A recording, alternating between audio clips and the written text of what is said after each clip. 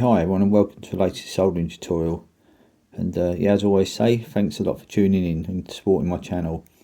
Now in this one, all I'm going to do in this one, I'm going to keep the video fairly short compared to some of my usually quite long ones. I'm going to show you an easy method to get nice curved joints, a perfect amount of solder, rather than these excessive joints you see on these two capacitors down here. There's a method that I still see a lot of people using, and they get joints like these. Now I'm going to show you some really simple tips to end up with nice perfect joints like these ones up here. There's just 2 or 3 tips along the way, and it's really going to aid you in the future. So I'll do 2 or 3 demonstrations, and hopefully by the end of it you'll have seen this simple method in action. So what we do, get straight on with the first demonstration now. Right, so first of all we're going to fit 2 capacitors to these first 2 down here, this C18, C20. Now I'm going to show you the method that will give you excess solder. I still see it used a lot, so this is one you want to get away from. So what I'm going to do, I'll just give you a quick demonstration of what I still see quite a few people doing. All they do, basically just get a massive blob of solder on the pad, and then they feed in this case capacitor into the solder. You've got no control over the amount of solder you're fitting on there. Don't use flux as well, so you will get solder spikes and you won't get nicely flowed joints. Just flatten that one down slightly. So you've got excess solder on them too. You've got quite a sort of great amount. There's too much solder on there. So if you can get away from this, like I said earlier, it's going to really aid you in the future. Now what I'm going to do for the next 2, I'm going to quickly show you how I would do them with a greatly improved method. So I'm just going to add a small amount of solder rework flux just to the front 2 pads. The flux when you're soldering is vital, so if you can get a hold of some, that's really going to aid you as well. And then all I do with a method that works really well, just put a very small amount on the iron tip. Just want to tack that in position. So you only want a small amount. Because what we do then, we'll go to the other end and we'll revisit this first end later on. So let's just get a small amount on that one. So let's just give you a nice small amount on there. So don't sort of preload the pad. Just do it this way. Just turn that round, do the other end. I'll do the bottom 2 first. And what I find is people tend to get really large joints on these 2. For instance, they don't really care about the amount they put on the other end, so they will always they will always roughly match the first end. So we'll just do that now, exactly the same. So this is just going to give you an excess solder joint again. You'll end up with quite bulbous joints, as you can see, C20, and that's basically too much. Yeah, it will work, but basically got too much solder on there. So I'm going to concentrate on the top 2. Just going to add a small amount more flux. Like I say, get yourself some flux, and that's really going to aid you as well. So let's just get some flux added to these. And just get these soldered up now. This is the end I do properly with the correct amount. So I've just got a small amount on the iron tip. You're looking for that nice curved joint. So it flows just round the base and up the body. Hopefully you can see that there. I've got a nice curved joint round there, and that's what you're looking for. You don't want too much. Right, so if you find you still need slightly more on these 2, you can revisit the first end and add slightly more solder. So I'm just going to touch them up now. Let's just get them. I only need a very small amount, and that's what you're looking for. So as you can see, C8, C14, you've got 2 perfectly curved joints, and the bottom 2 definitely loaded with too much solder. So don't preload your pads first, tack it on with a small amount, do the other end properly, then revisit the first end. And that's how to greatly improve your soldering. These are 0805 size components, This method works all the way from large tantalum capacitors, for instance, right down to 0201 size resistors, capacitors. So it's a great method. So like I say, don't preload your pads, do it this way, and it's really going to aid you in the future. If you get tidy joints on these, you're going to find in the future you can do any sort of components you need. So I'll do you a couple more demonstrations now. We're going to do one large component, and we're going to do right down to an 0402 size. Right, it's just quickly following on from the 0805 capacitors, just going to show you this 6-pin crystal. Now what I'm going to do the same method as I showed earlier. We're going to basically preload this one with an amount of solder, which is basically guesswork, because I said earlier, when you do this method you haven't got a clue how much you to apply. You see people putting various amounts of solder on, getting, like I said, bulbous joints, etc.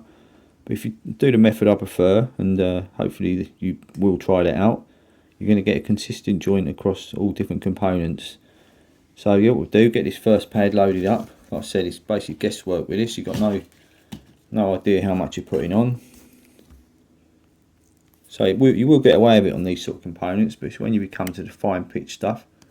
So people just literally go in, massive blob of solder, just get that tacked on. So again, people who do try to do this method don't tend to use a lot of flux. You're going to get a giant bulbous joint, not very pretty, and that's what you're going to end up with. Like I said, you will get away with it, it will make a connection, but there's no consistency, and quite often, as you can see on this one, the component is slightly raised off the board. So what I'm going to do, I'm just still going to carry on with the component. We'll get them other two soldered on, and we're going to see the difference. Like I said, yeah, so first of all I'm going to do on them other two, just add some flux. Like I always keep saying, always get yourself some flux, because otherwise you are going to end up with joints like that first one. Just lay a small amount of bead of flux across them. Just get these two soldered up. So yeah, we're doing it this way. You literally can get the exact amount you need. That's the best thing about it. You're always going to get consistency.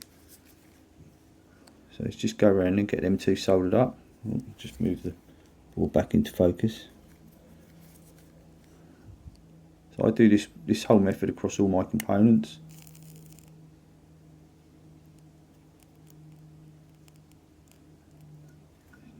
So obviously the crystal slightly off the board because of the first pad that got soldered on.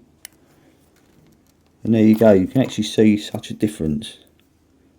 You've got the perfect amount going just up to the top of the pin's device, or the device's pin, sorry. But that one, that's the guesswork one, which, like I said, that's what you've got to try and get away from. So we just turn this component around, we'll do the other 3 pins, and yeah, hopefully you've sort of seen another good reason to get rid of the method that you may have been using. Right, so quickly turn the board round, so you've got the other side of the crystal. This is basically one problem when you preload your pads with too much solder. The end where, the opposite corner where I preload the pad, this end's slightly raised. As you can see, this end's perfectly down to the board. But when you preload your solder, a lot of it flows underneath the component and it's going to raise your components off the board. So that's another good reason for not doing this, or doing the preloaded method. So we'll basically quickly try and get these three joints soldered up, and you hopefully will still get 3 good joints. So let's add a bead of flux along the row of joints. So I've done so many videos, I've spoke about fluxes and solders, so I'm not really talking about what I use in this video.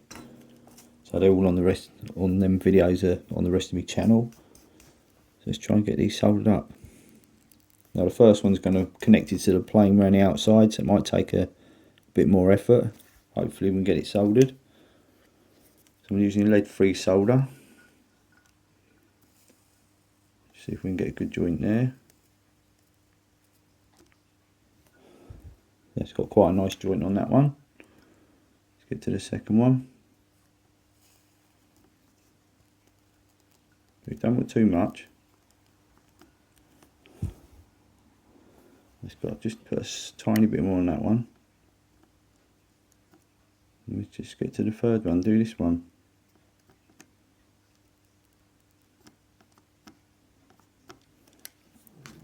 So you've got 3 consistent joints going across there. This is actually a solder I actually do buy from BLT Circuits, based in England. It's actually a really shiny lead-free solder, so yeah, if you want to contact them, they'll really help you out. They've got 3 nice joints there, pretty consistent amount, and that's what you're looking for. I have seen it where people have preloaded these sort of pads with too much solder. I've actually seen it connect to the sort of roof of the component where it's gone right up. So, because some of these pads on these crystals do go higher up. So yeah, anyway, hopefully that's another good reason why you should choose to do this method. Just going to get some of that flux cleaned off quickly, so you can see these joints more clearer.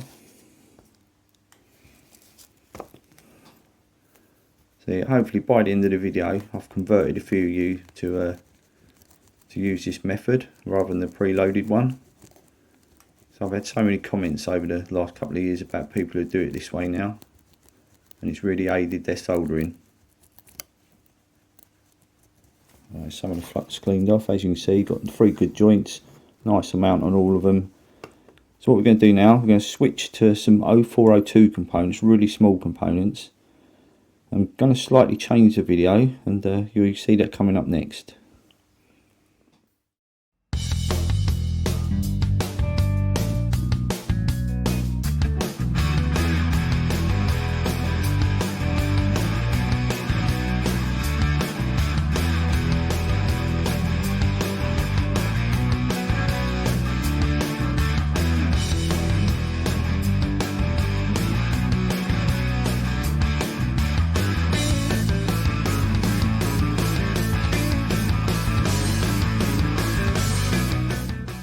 Last clip, I'm going to come to these 0402 resistors. Now we're going to fit them in 4 locations going across here.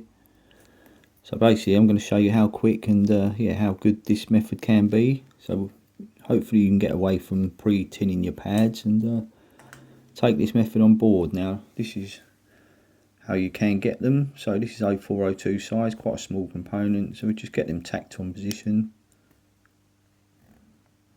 Sometimes you'll have enough on your eye to do maybe tack a couple in position, then just get a fresh bit of solder, get the other 2 tacked. So just get a tiny bit more solder on my iron, that should do the other 2.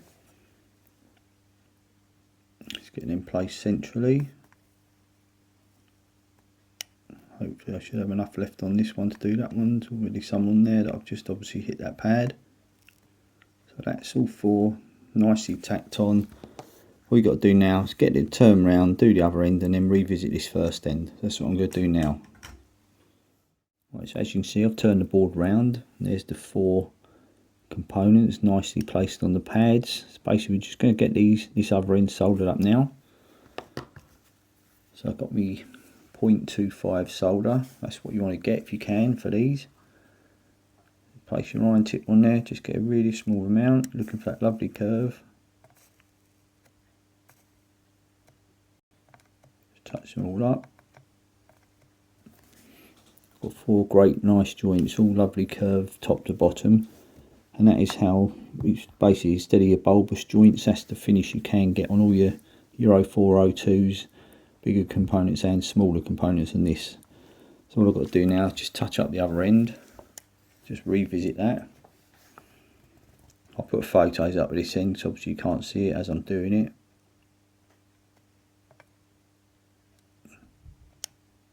And I've got a nice joint on all of them. And like I say, I put photos up of this one, and that's what you're looking for, nice central components. So yeah, try and get away from them bulbous joints where you're pre-tinning your pads, and you'll end up with results like this. So what I'll do, I'll clean all this up, put some photos up, and then yeah, I just want to do a quick, just after this, I just want to do a quick chat about the list of components you can do using this method. There's so many. I'm just going to do a really quick chat about that, so I'll move on to that now.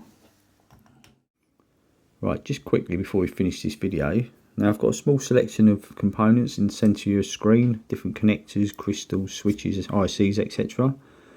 Now I've seen lots and lots of people where they again pre-tin their pads with large amounts of solder to attach all these devices. Now basically, yeah, that's what this video is about, trying to get you away from that method. So if you've if you want to improve your soldering, maybe give my method a try, and I think you'll be quite pleased with the results. So I've had quite a few comments over the last year or so where people have got away from that method and they're now really happy doing it the way I've sort of showed. So yeah, it'd be good if you give it a go, and yeah, comment and let me know how you get on. So anyway, thanks for your time. I didn't mention any sort of temperatures or solders, etc. in this video. That's not what the video was really about. I've got all that information in some of my other videos. So if you want to check them out, yeah, there's quite a lot of selection of different soldering videos on my channel. So anyway, thanks again for your support. Enjoy your soldering, and I'll see you again soon. So until then, take care.